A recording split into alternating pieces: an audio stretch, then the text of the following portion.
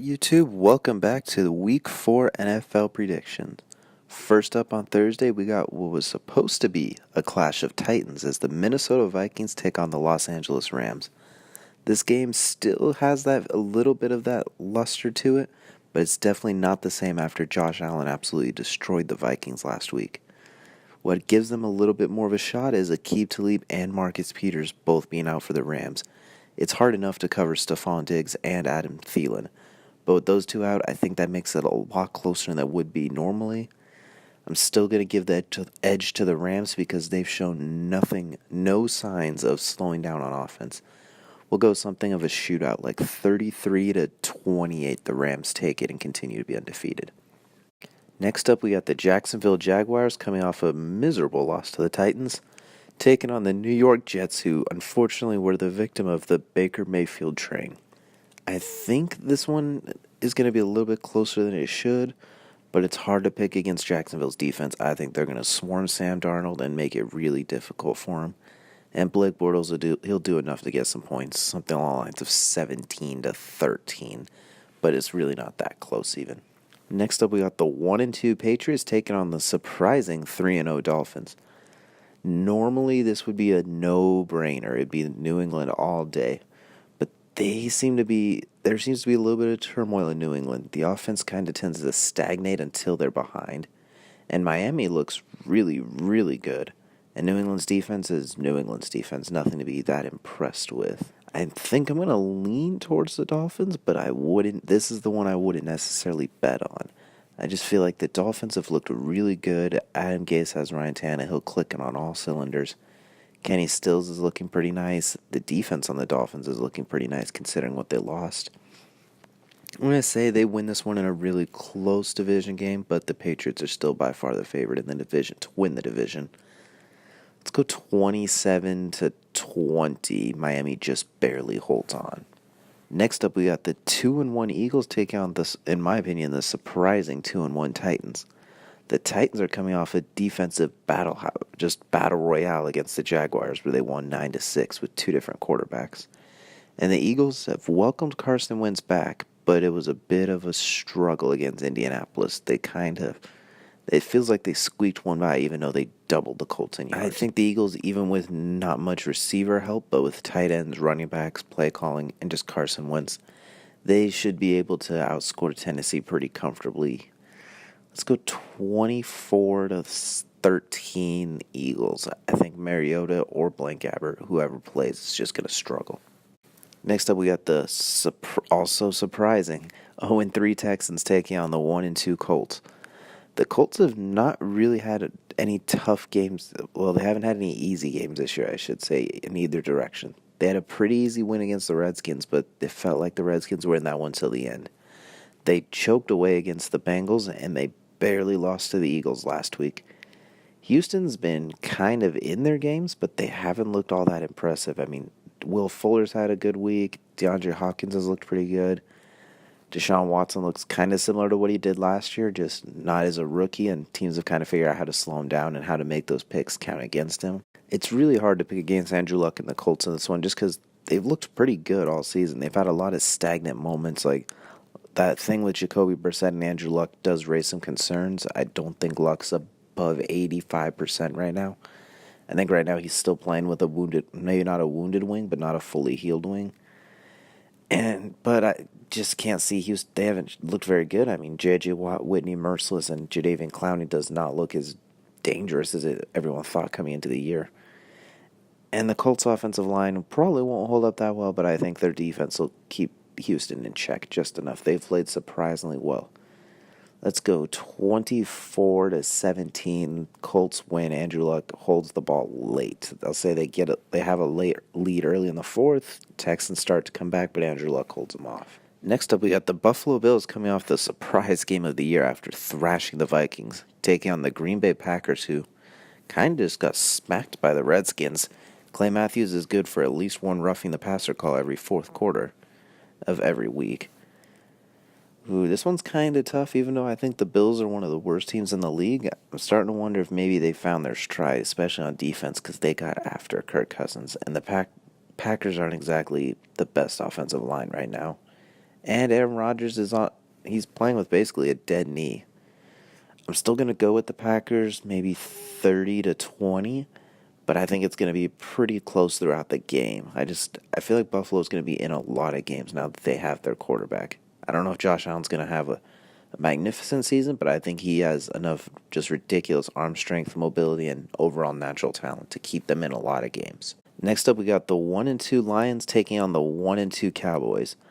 Detroit has been such an enigma. They looked so terrible week one against the Jets.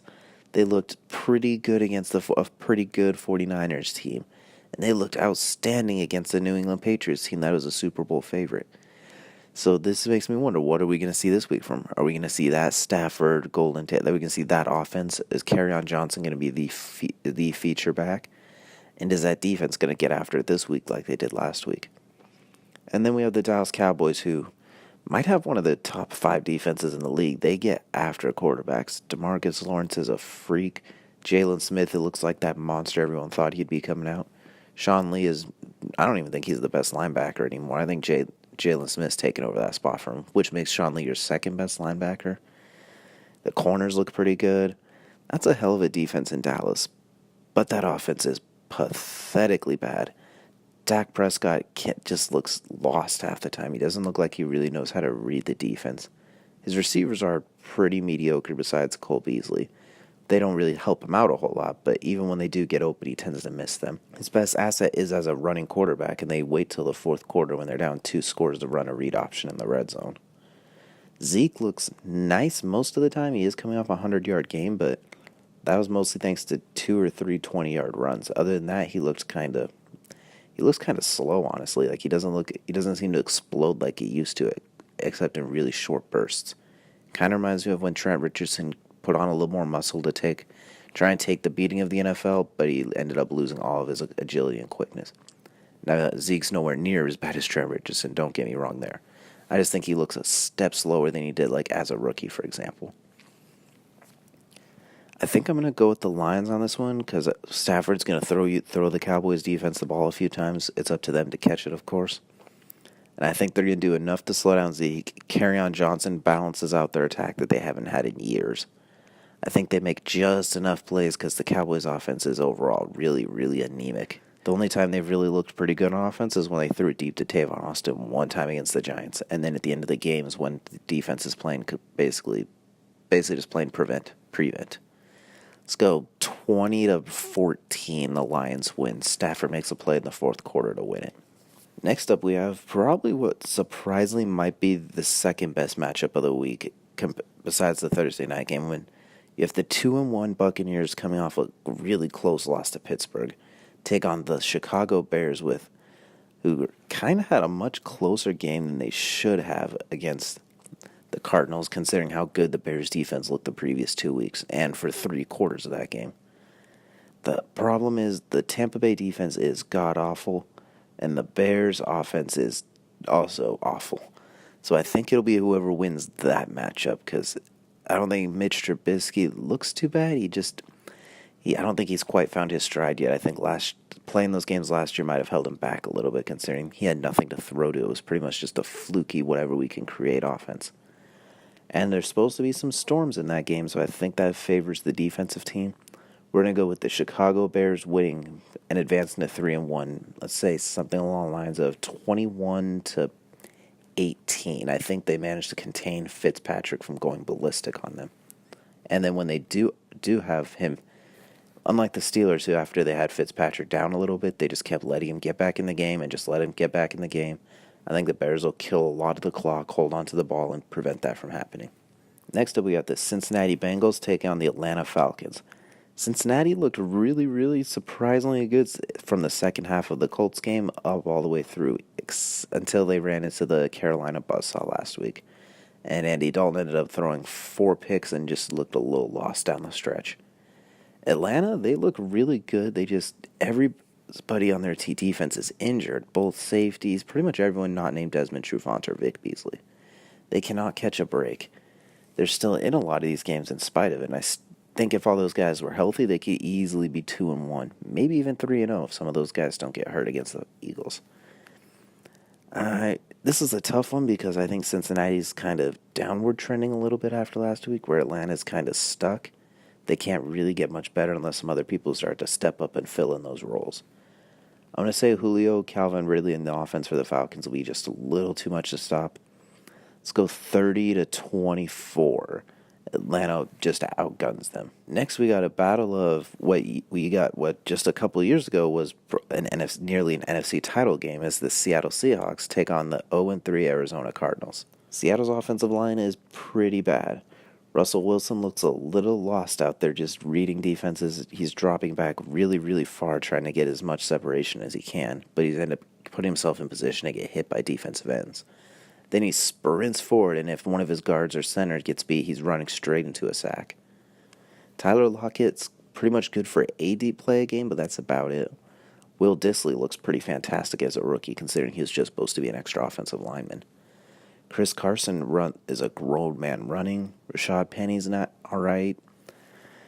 But they're playing the Cardinals, who David Johnson has his moments, but other than that, I don't know. It's Josh Rosen's first start. They are lucky enough to be playing in Arizona, so you don't have to deal with that 12th man in Seattle. I think it's a lot closer than most people think, but I'm going to give the Seahawks they have a better quarterback and more experienced coaching. We'll give them the edge, 21-13. I think it's really close. I think Rosen makes some plays, but Seattle's just a little too experienced. Next up, here's some records that I didn't think we'd see. The 1-1 Browns coming off their first win, now being led by the Bake Train himself, Baker Mayfield, taking on the 0-3 Raiders, who, after just exploding on the Dolphins early in the first quarter last week, they just, once again, choked down the stretch. They don't make adjustments at halftime. I don't know if John Gruden's just out of date or what it is, but it seems like as soon as they hit the half, the Raiders turn into a completely different team for the worse. And I think that's going to continue this week, unfortunately. I think Baker's going to show up. He's going to make just as many plays as he did last week. He's going to throw the ball to Jarvis Landry, which Tyrod Taylor seemed to struggle to do, is just find Jarvis Landry and get him the ball. Then you can run it with Carlos Hyde, Nick Chubb, Duke Johnson. The defense will get after Carr. We'll look at something like 23-17. Browns get their second win in a row, and the John Gruden era starts off 0-4. And once again, he criticizes Derek Carr in the media. I think John Gruden just doesn't have a hold of that team. I think he's trying to completely rebuild it starting this year. That's why I think he's going to try and trade Derek Carr at the end of the year even. He just seems to want to redo everything with all of his players. Next up, we got the 2-1 Saints taking on the 1-2 Giants. Last week, the Saints, them and the Falcons had a ridiculous shootout, and Drew Brees looked as good as ever. Since trading for Teddy Bridgewater, it seems like it's lit a fire under Brees because he has been on his P's and Q's this year. Alvin Kamara's he's picked up where he left off last year, especially as a receiver. The defense, however, they look like trash compared to last year. Marshawn Lattimore was a guy that was considered a top 3 corner in the league and a guy that could be in contention for Defensive Player of the Year by some people. And he just looks lost out there sometimes. He's not that he's a bad corner, but what we saw last year compared to what we've seen so far this year is very disappointing. The Giants finally got their offense kind of clicking. They got Saquon the ball in open space. They got Odell the ball. They got Sterling Shepard the ball. I like what they did a lot last week, and I think they're going to put up some points on this defense. But no, if Drew Brees continues playing like this, there's no way the Giants are winning this game. When Drew Brees is playing like this, it's going to take a Ryan Fitzmagic type of effort to beat him. We're going to go 38-24. The Saints win. I think Eli throws 1 or 2 bad balls, maybe an interception that just lets the Saints break away, and then the Giants are playing catch up, and it's too hard to catch up to Drew Brees. Next up, we got the 49ers taking on the Los Angeles Chargers. Now, if everything was healthy, I think this would be a pretty decent game, but unfortunately the 49ers are without Jimmy Garoppolo and Richard Sherman, and the Chargers will be without Joey Bosa, but that's a little bit different level of injuries. I think the Chargers are still one of the more talented teams and will still win this game pretty comfortably, 28-14. Without Jimmy Garoppolo, I don't trust the 49ers. Kyle Shanahan's a genius and he's awesome as a head coach, but they have too many injuries all the way across the board, and losing Jimmy just completely is going to completely expose all of that. I think they'll be down big in the fourth quarter and get maybe a garbage time touchdown to just make it a little closer. And then we got the Sunday night game as the Baltimore Ravens take on the 1-1 Pittsburgh Steelers.